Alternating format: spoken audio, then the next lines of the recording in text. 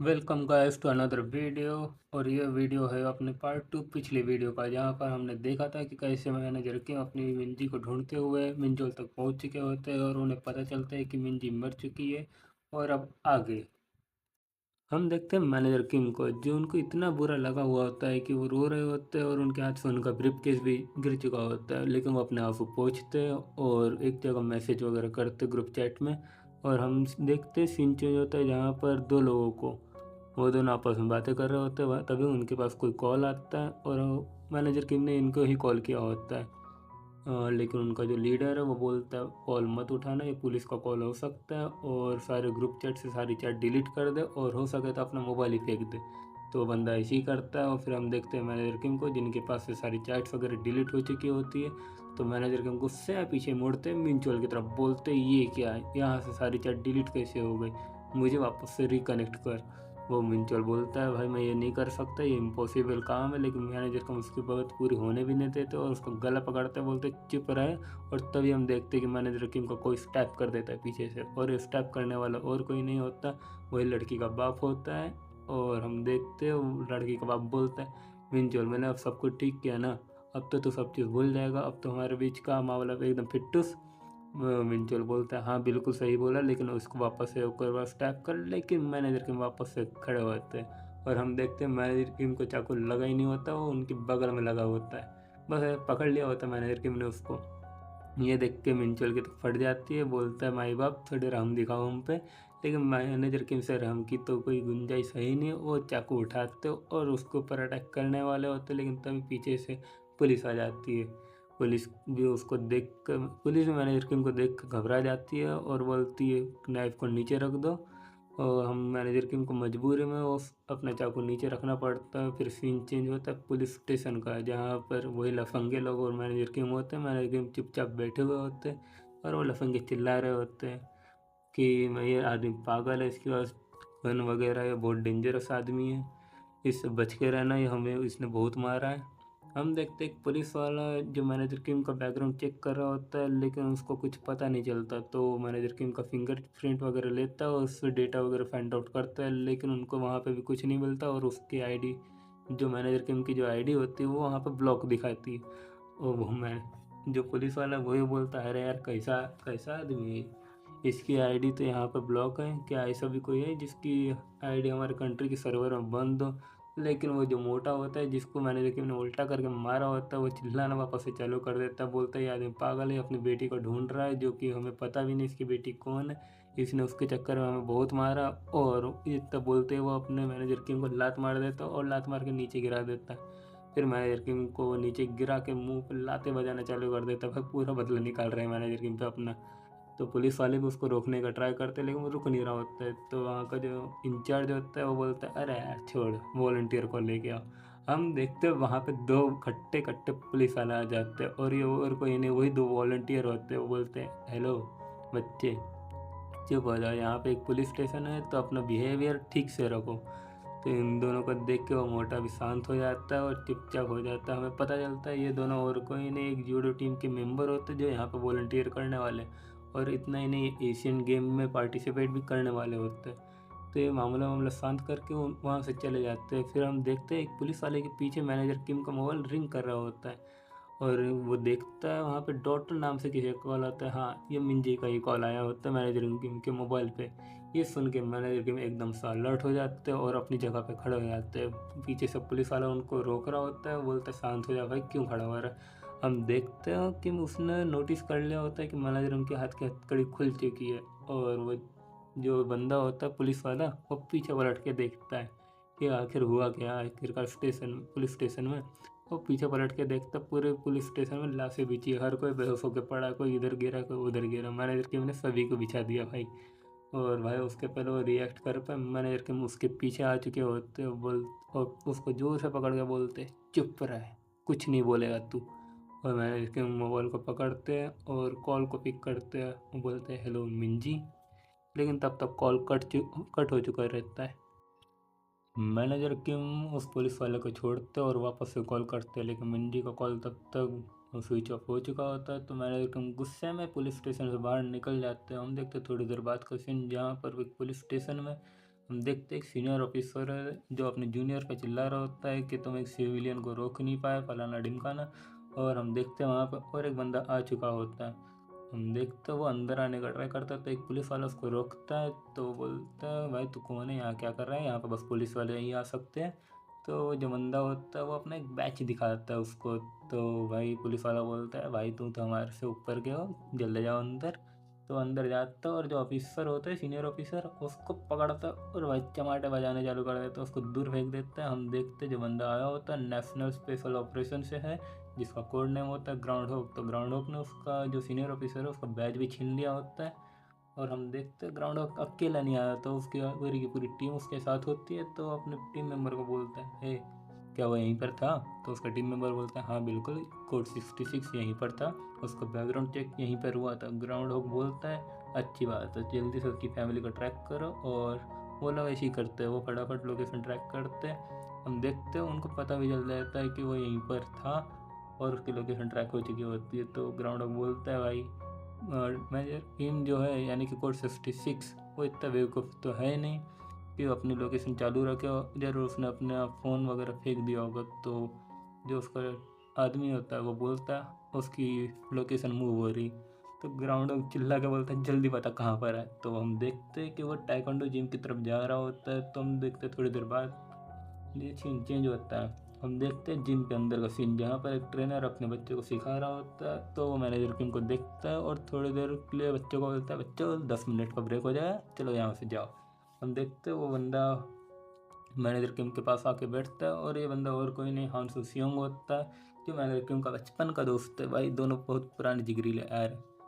हम देखते हैं हांसू बोलता है अगर तू यहाँ पर आया है तो जरूर कुछ ना कुछ तो प्रॉब्लम हुई होगी। मैनेजर किम बोलते हैं हाँ भाई प्रॉब्लम हो गई है। और बोलते हैं मेरी बेटी मर गई। हांसू चिल्ला के बोलता है क्या बोल रहा है तू भाई। मैनेजर किम अपनी बात पूरी करते हैं, बोलते हैं मुझे पक्का तो नहीं पता लेकिन उसका कॉल मेरे पास आया था लेकिन मैं उसका कॉल उठा नहीं पाया, तो और मैं तब से उसके कॉल का वेट कर रहा हूँ। तो हांसू बोलते हैं इसका मतलब ज़रूर। मैनेजर किम उसकी बात पूरी करते हैं, बोलते हैं हाँ कुछ लोग हमारे पीछे पड़ चुके हैं। हम देखते हैं टाइकोंडो जिम के बाहर पे जहाँ पे वाकई में ग्राउंड हॉक के बंदे और ग्राउंड हॉक आ चुका होता है।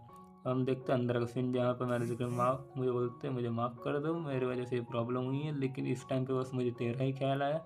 हंसू थोड़ा सोचता है, बोलता तुझे याद है तूने टेउन को बचाया था एक बार, अगर तू नहीं होता तो वो लगभग मर चुका होता, तेरी वजह से आज वो जिंदा है। तो मैं समझता हूँ अगर हमारे बच्चे पे कोई खतरा आता है तो कैसा लगता है। मैंने वो तो बोलता है हाँ मैं तेरी मदद बिल्कुल करूँगा और ये सब करने से पहले क्यों ना मैं बच्चों की छुट्टी करा दूँ। तो भाई मैनेजर किंग और हंसू बच्चों के पास जाते हैं छुट्टी कराना, बोलते बच्चों अब घर जाओ। लेकिन हम देखते एक बच्चा चिल्लाते हुए आ रहा होता है भाई टीचर टीचर मेरे पीछे मॉन्स्टर पड़ा है।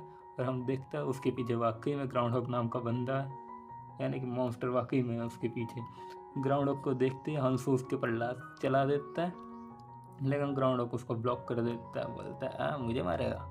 लेकिन तभी उसके मुंह पर ओवरक लात आके पड़ती है। बेचारा ओवरक का फॉर्म कर रहा होता है लेकिन ओवरक लवरा लग हो गया उसके। हम देखते हैं भाई वो दूर जाके उड़ता है और जो स्नैक लाया होता है बच्चे हंसू उसको ही पकड़ के बच्चे के हाथ में थमा देता है, बोलता है अब बच्चे घर जा। फिर ग्राउंड ऑफ फटाक से खड़ा होता है और हंसू पर एक पंच थ्रो करता है लेकिन मैनेजर किंग उसको ब्लॉक कर देते हैं, बोलते हैं बच्चे हैं यहाँ पर। और तो ग्राउंड ऑफ बोलता है ओहो कोड 66 तो यहीं पर है। तो मैनेजर किंग उसका हाथ से उसको उठा देते हैं और जो हंसू होता है वो जरूर उसके मुंह पे एक लात मार के उसको उड़ा देता है। उसी को नहीं मारता, उसके साथ जो बंदे आए होते हैं ग्राउंड ऑफ के बंदे भाई उनको भी पेल देता है। हम देखते हैं हंसू सभी को पीट रहा होता है और पीछे दो पुलिस वाले की हम देखते कन्वर्सेशन को जहाँ पर एक बंदा हंसू को पहचान लेता है, बोलता है हे मैं इस बंदे को पहचानता हूँ। और तो दूसरा बोलता है क्या पकड़ा है तो ये कौन है।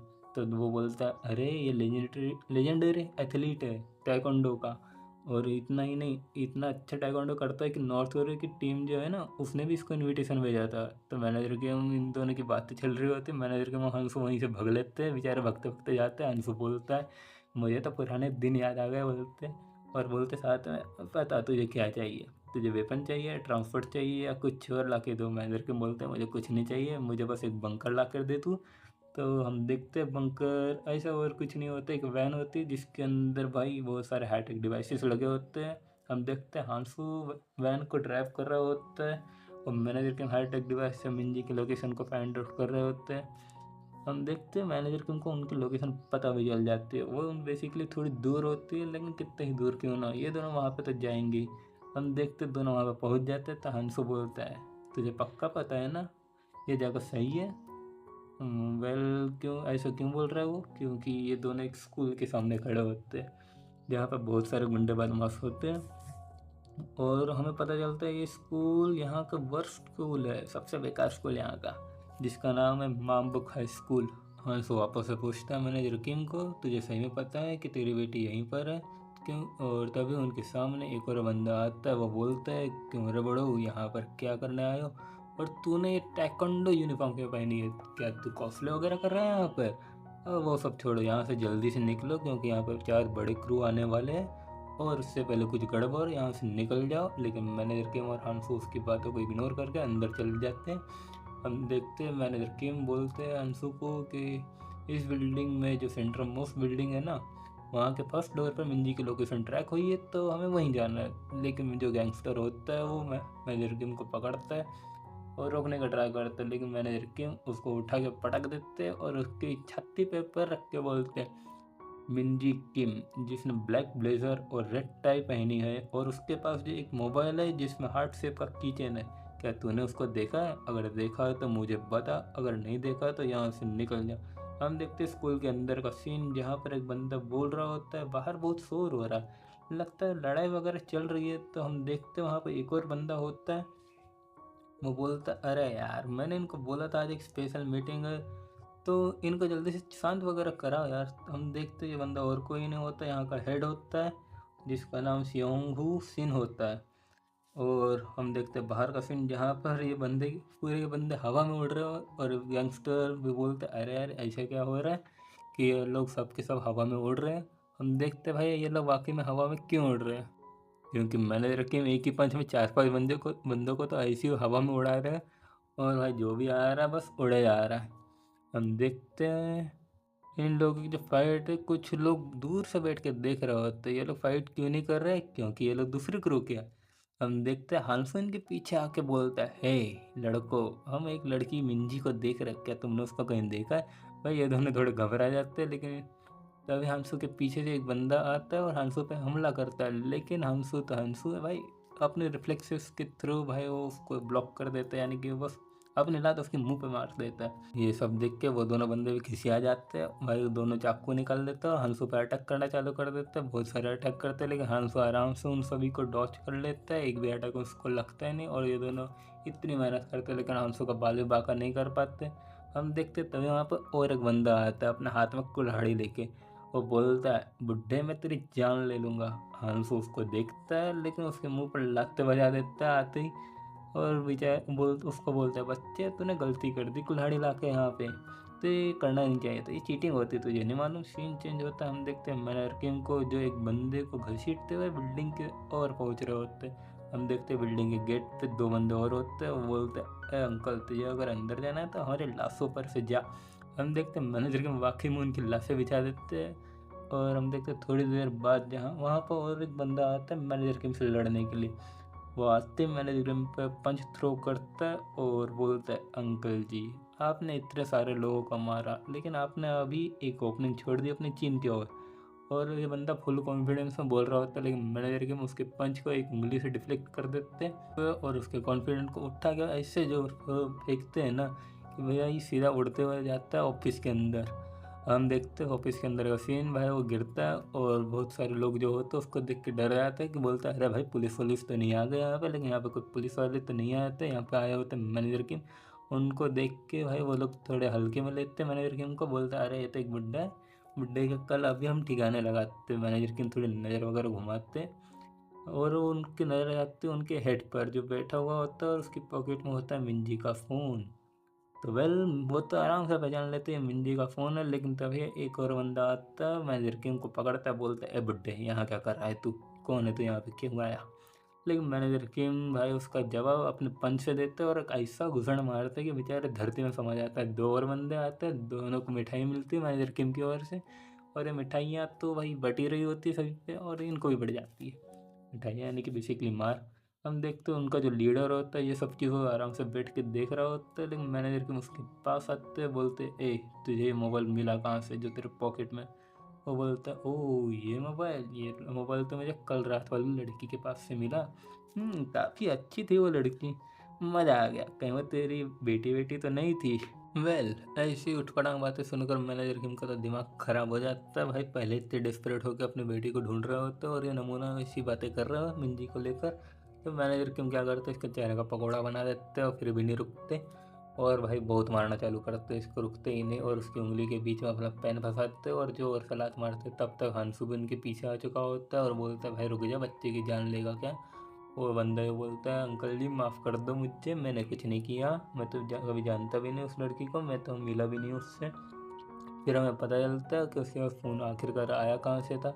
उसके जो गैंग मेंबर होते हैं भाई मोबाइल वगैरह चोरी करते हैं, उठा लेते कहीं से पड़े हुए। और कल रात को भी ऐसे ही हुआ था, उसके मेंबर जो होते हैं वो मोबाइल को लाते हैं और हम देखते हो बंदा मिंजी का फ़ोन भी मिल जाता है वहाँ पे उसको। तो वैसे वो मोबाइल को उठाता है मिंजी का, क्योंकि उसको बढ़िया अच्छा लग रहा होता है। वो देखता है उसका फ़ोन तो अनलॉक होता है, भाई लॉक ही नहीं लगा मिंजी के फ़ोन में, तो वो भाई छेड़खानी चालू कर देता है, कॉन्टैक्ट उस वगैरह देखता है। यहाँ पर बस उसके डैड का नंबर होता है, तो वो बस ऐसी मज़े उड़ा रहे होते हैं कि कैसी लड़की है, बस उसके डैड का ही नंबर है और उसी को कॉल करती है। तो गलती से मैनेजर किम को कॉल लग जाता है भाई, और हमें पता चलता है मैनेजर किम के पास पुलिस स्टेशन में कैसे कॉल आया था। वो मैनेजर किम बोलते क्या बोला तूने। वो बोलता है हाँ भाई मैंने ही कॉल किया था, मुझसे ही गलती से लगा था कॉल। मैनेजर किम बोलते वो ने उसके पहले क्या बोला था। फिर वो बोलता है हाँ, वो उसके मोबाइल में उसके डैड का नंबर था और मेरे हिसाब से उसका कोई दोस्त भी नहीं है, और वो कॉल पे कोई दोस्त वगैरह से बात भी नहीं करती। रुको 1 मिनट, उसकी मैसेज में एक दोस्त से बात होती है, लेकिन उसको दोस्त बोलना काफ़ी नहीं होगा, और क्योंकि वो बस उससे मैसेज में उस पैसे वगैरह ही मांगती होती है, तो वो दोस्त कहने लायक तो है नहीं। तो मैनेजर के भी हर बात सोचते हैं भाई, पुरानी चीज़ें रियलाइज़ करते हैं कि कैसे जब उन दोनों का झगड़ा हुआ होता है तो मंजी जो होती है उसी दोस्त के रूम जाने वाली होती है। और जब एक बार जब मिंजी ट्रिप पे जाने वाली होती है तो मैनेजर को उसको पूछते तो ये इसके साथ जाने वाली है, तो मिंजी बोलती है मेरी एक दोस्त है तो मैं उसी के साथ जाऊँगी और उसकी माँ है वो हमको ड्रॉप कर देगी। तो मैनेजर के बस यही सब चीज़ें याद करते हैं और मैनेजर के वापस सब सारी चैट्स पढ़ते हैं, जिससे उनको रियलाइज़ होता है कि उनकी बेटी का बस यूज़ किया गया है उस लड़की के द्वारा। तो जो क्रू का हेड होता है वो भी उनको बोलता है अंकल जी माफ़ करना, लेकिन मैं बता दूंगा आपकी लड़की का बस यूज़ किया गया है।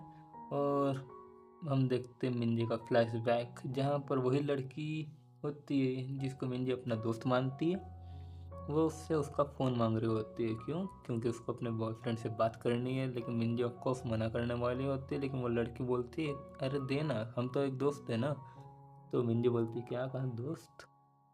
वो बोलती है हाँ दोस्त है हम लोग, और दोस्त तो एक दूसरे की हर चीज़ एक्सचेंज करते हैं, तो तू अपना फ़ोन देना। तो मिंजी अपना फ़ोन दे देती है उसको, और वो दोनों जाते जाते मिंजी का काफ़ी मजाक बना रहे होते हैं, लेकिन मिंजी काफ़ी खुश होती है क्योंकि उनको दोस्त मिल चुके होते हैं। फ्लैशबैक वहीं पे, मिंजी का फ्लैशबैक वहीं पे ख़त्म होता है। हम देखते हैं मैनेजर किम को जिनको बहुत ही ज़्यादा गुस्सा आ रहा होता है। फिर और एक फ्लैशबैक चालू होता है जहाँ पर एक फॉर्म भर रहे होते हैं मैनेजर किम, जहाँ पर मिंजी के एक क्लोज फ्रेंड का नाम लिखना होता है। तो मैनेजर के मिंजी को पूछते हैं तेरी कोई फ्रेंड वगैरह है क्या, तो मिंजी बताती है हाँ है, और वो मैनेजर के उसी लड़की का नाम लिख देते हैं वहाँ पर। हम देखते फ्लैशबैक ख़त्म होता है और ये सब चीज़ जो होती है ये सब चीज़ मैनेजर किम रियलाइज़ करते हैं कि क्या क्या हो गया, और बहुत ही ज़्यादा दुखी हो जाते हैं, डिप्रेशन में जाने वाले होते हैं, लेकिन हंसो आके रोक देता है उनको डिप्रेशन में जाने से। बोलता है भाई इमोशनल मत हो, और माफ़ी में जो भी मांगनी है तुझे पहले मिंजी को ढूंढना, उसके बाद उससे माफ़ी मांग लेना, और तुझ पर क्या बीत रही है मैं बिल्कुल जानता हूँ, लेकिन तुझे अपनी फैमिली को पहले देखना। तो होश में आ और अपनी फैमिली को प्रोटेक्ट कर। तो मैनेजर को उनको थोड़ा होश वगैरह आता है, वो बोलते हैं तुझे फ़ोन मिला कहाँ से था। तो हमें पता चलता है सीधे अपन जाते हैं जहाँ से फ़ोन आया है। हम जाते हैं भिखारी के सामने, वो दोनों के दोनों एक भिखारी के सामने खड़े होते हैं। वो बोलते हैं भाई जो भिखारी होता है साथ में सुट्टा भी फूक रहा है और भाई पी भी रहा है साथ साथ, मल्टी टैलेंटेड बंदा। तो मैनेजर के वहाँ से उसको पूछते, मोबाइल दिखा के पूछते हैं कि "ए, तुझे मोबाइल कल हाई स्कूल वालों को दिया था ना?" बोलता हाँ मैंने ही उनको दिया था। तो मैनेजर को बोलता है कहाँ से चुराया था इसको, जल्दी से बता। वो बोलता है आज तुझे मैं क्या चोर वोर लग रहा हूँ? मैनेजर को बोलते हैं हाँ लग रहा है तू चोर। और उसको उठा के बोलते हैं चल पुलिस स्टेशन में। मैनेजर की उनकी ऐसी बात सुन के वो तो डर जाता है, बोलता है भाई मैं सब चीज़ बता रहा हूँ। और बताता है भाई पूरी बात। तो फ्लैशबैक का टाइम होता है कल रात की बात में। हम देखते कार से एक बंदा उतरता है, अपना फ़ोन और एक बैग छोड़ के चला जाता है बाहर पे, और ये भिखारी उसी को उठा लेता है। तभी वहाँ पे क्रू के जो मेंबर होते हैं स्कूल स्टूडेंट के, वो लोग आ जाते हैं और उसके पास से वो फ़ोन उठा के ले जाते हैं। और यहीं से फ़ोन आया होता है वो उस हेड के पास। फिर उसका फ्लैशबैक ख़त्म होता है। मैनेजर को बोलते तुझे उस गाड़ी के बारे में कुछ पता है? उसका नंबर बता, वो कब आए थे ये बता, कलर बता गाड़ी का। अंशु बोलता है अरे अरे ये क्या क्या पूछ रहा है, उसको ज़रूर नहीं मालूम होगा, टाइम वगैरह तो ऑफकोर्स नहीं मालूम होगा। बोलता है फिर मैनेजर को बोलते हैं 10 मिनट में ढूंढ लूँगा। फिर बोलते नहीं नहीं नहीं 5 मिनट में ढूंढना पड़ेगा। तो गाइस आज के लिए बस इतना ही, और नेक्स्ट पार्ट मिलेगा आपको नेक्स्ट संडे के दिन। तो बस इंतज़ार करते रहिए और सब्सक्राइब करो यार।